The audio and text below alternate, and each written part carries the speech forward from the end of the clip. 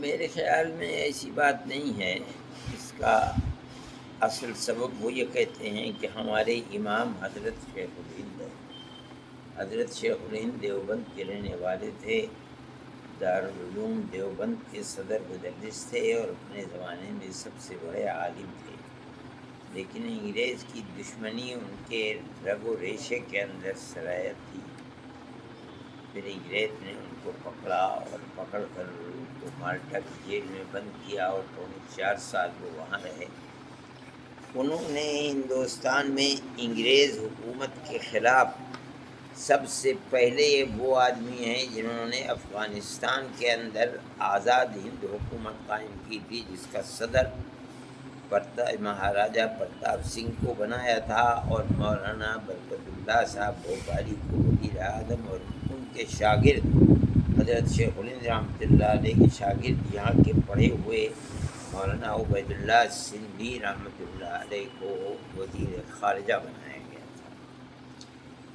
یہ جو اس وقت طالبان ہیں، یہ حضرت شیخ الہند رحمۃ اللہ علیہ کی تحریک سے جو لوگ جڑے ہوئے تھے آزادی ہند کے لیے اور آزاد قبائل کے اندر کام ہو رہا تھا، یہ ان کی اولاد یا اولاد کی اولاد ہیں۔ اس لیے یہ اپنا امام ان کو بناتے ہیں، یہ کہتے ہیں کہ وہ ہم جس طرح انہوں نے اپنی ساری زندگی ملک کی آزادی کے لیے، یعنی استعمار غیر طاقت کے چنگل میں ملک پھنسا ہوا تھا، آزادی کے لیے کام کیا تھا، اسی طریقے پر ہم بھی ان کے راستے پر چل رہے ہیں۔ بس اتنی بات ہے۔ باقی یہ کہ وہ دیوبند کے پڑھے ہوئے ہیں، ملک کی آزادی سے پہلے لوگ تو پڑھتے تھے، مگر میں جہاں تک جانتا ہوں آج اس وقت اس میں سے کوئی زندہ نہیں ہے۔ یہ لوگ وہ ہیں کہ ان کے پڑھے ہوئے ہیں، ان کے شاگرد ہیں، لیکن اصل بنیاد یہ ہے کہ وہ یہ کہتے ہیں کہ جس طرح انہوں نے اپنی جان کو قربان کر دیا اور شاگردوں کی فوج کھڑی کر دی، جنہوں نے 10 سال جیلوں کے اندر گزارا اور ملک کو آزاد کرایا ہے، ہم بھی اپنے ملک کو غیروں کے تسلط سے آزاد کرانے کے لیے کام کر رہے ہیں۔ تو گویا کہ جو لائن انہوں نے دی تھی اور اس کے اوپر وہ زندگی بھر کام کرتے رہے، ہم بھی اسی لائن پر چلنے والے ہیں۔ لوگ یہ سمجھتے ہیں کہ یہ لوگ دیوبند کے پڑھے ہوئے ہیں، دیوبند کے پڑھے ہوئے نہیں، یہ ملک کی آزادی کے بعد کہاں تھا؟ اب تو کچھ ویزا چونکہ گورنمنٹ انڈیا کی ان سے جڑی ہوئی تھی اور ان کے ساتھ ان کے تعلقات تھے، وہاں کام بھی کر رہی تھی حکومت ہند۔ اس بنیاد کے اوپر کچھ لڑکوں کو ویزا مل جاتا ہے، لیکن اس زمانے میں تو کسی کو بھی ویزا نہیں ملا ہے۔ جس طرح سے تعلیم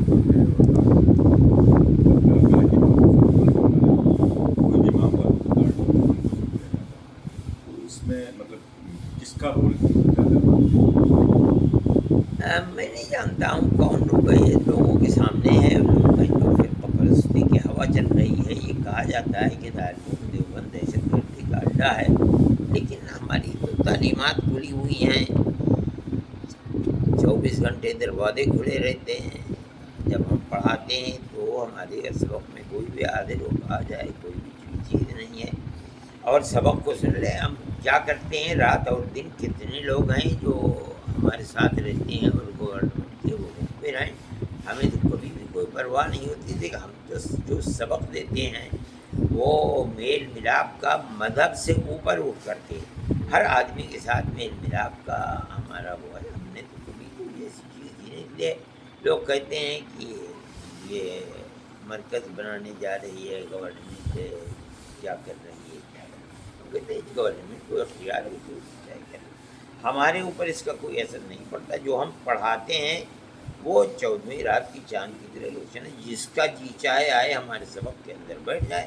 ہم تو پیار و محبت ہی کی تلقین کرتے ہیں، اور اسلام دنیا میں جو جنگل کی آگ کی طرح پھیلا ہے وہ کوئی دشمنی سے تھوڑی پھیلا ہے، وہ تو پیار و محبت ہی کے ساتھ پھیلا، دنیا کے ہر قوم نے اس کو قبول کیا ہے۔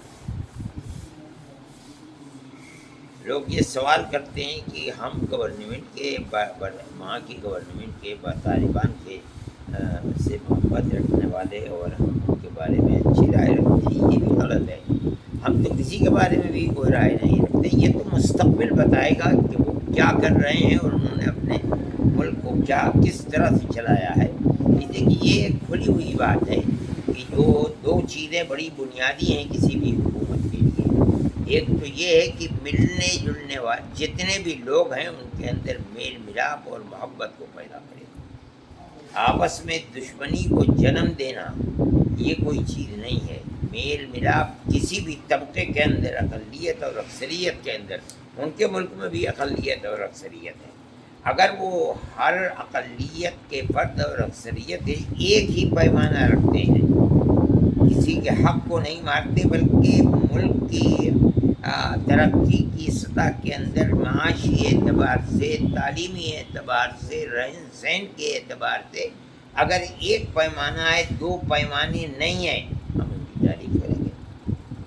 اسی طرح سے اگر ملک میں وہ امن و امان قائم کرتے ہیں، ہر آدمی کی، چاہے وہ ان کا اپنا ہے یا اقلیت کا فرد ہے، عزت بھی محفوظ ہے، مال بھی محفوظ ہے، جان بھی محفوظ ہے، اگر وہ اس طریقے پر چلتے ہیں ہم تالی بجائیں گے، ہم کہیں گے بہت اچھا ہے. اور اگر اس طریقے پر نہیں چلتے تو دنیا ان کی مخالف ہوگی، ہم بھی اسی لائن کے اندر کھڑے ہوئے ہوں گے.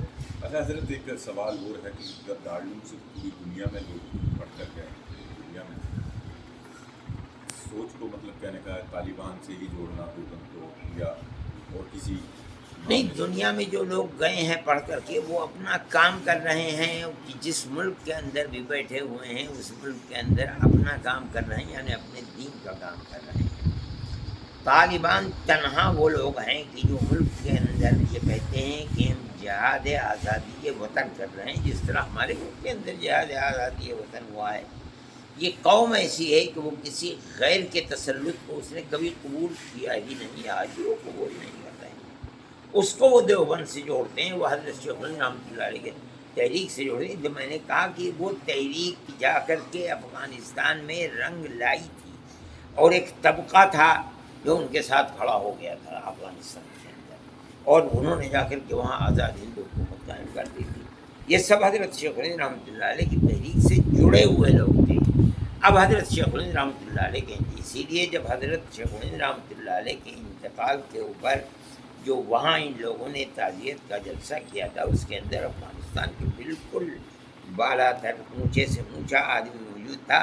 تو اس وقت کے جو حاکم تھے انہوں نے کہا تھا کہ چیزے کے شیخ الہند نہ تما کر آ رہا تمام کنم، جس چیز کو شیخ الہند پورا نہیں کر سکے اور دنیا سے چلے گئے، میں اس چیز کو پورا کروں گا. آج اس کا پھل دیکھنے کو آ رہا ہے، وہ قوم کھڑی ہو گئی. لیکن وہاں اقلیت اور اکثریت ہے، اس لیے کہ یہ جو لوگ طالبان جن کو کہا جاتا ہے یہ سب پشتو بولنے والے ہیں، جو جنوبی افغانستان کے ہیں. شمالی افغانستان جو اوپر ہے اور روس کی ریاستوں سے ملتا ہے، تاجکستان اور اس کے درمیان میں تو صرف ایک دریا ہے، ادھر تاجکستان ہے ادھر افغانستان ہے. یہاں کے لوگ فارسی بولنے والے ہیں. ہمارا ماننا یہ ہے کہ حکومت کامیاب جب ہے جب ان دونوں کے درمیان میں ایک پیمانہ ہو، دو پیمانے نہ ہو. جب یہ صورت ہوگی تو ہم کہیں گے کہ حکومت کامیاب ہے. اور اگر یہ نہیں ہوتی ہے تو ہم سمجھتے ہیں جیسے دنیا کی حکومتوں کے اندر اکثریت اقلیت کے حقوق کو مارتی ہے، یہ بھی مار رہے ہیں اور کہتے ہیں کہ اسلامی انقلاب ہے. یہ اسلامی انقلاب نہیں ہوتا. اچھا، ہم حضرت یہ بھی دیکھ رہے ہیں جو ہندوستان کی میڈیا ہے، جو اصل چیز ہے جو قرار ہوا ہے طالبان سے امریکہ کا، اس طالبان پہ ہندوستان کی گورنمنٹ نے سائن بھی کیا، اس چیز کو نہیں بتا رہی ہے. ہم نہیں جانتے ہیں کہ کیا ہوا ہے اور کیا سائن کیے ہیں. ہم اس کے اندر کچھ بول بھی نہیں. یہ سیاسی معاملات ہیں، انہوں نے کیا کیا ہے کیا نہیں کیا ہے ہم اس چیز کو دیکھ ہی نہیں رہے. ہم تو یہ دیکھ رہے ہیں کہ جو کام ہوا ہے آیا وہ صحیح طریقے پر اپنے یعنی کام کو کرتا ہے یا نہیں کرتا ہے. ہم نے ہمارے نزدیک اس کی بنیادیں دو ہیں. میں نے کہا کہ ایک تو امن و امان ہر سطح کے اوپر، عزت و آبرو اور مال و دولت ہر چیز کا محفوظ رکھنا. دوسرے یہ کہ ہر ایک کے لیے دو پیمانے نہیں ایک پیمانہ ہونا، تب حکومت چلے گی. اور اگر نہیں چلے گی تو اسی کے اندر سے دوسرا طبقہ کھڑا ہوگا جو جڑ اکھاڑنے لگے گا.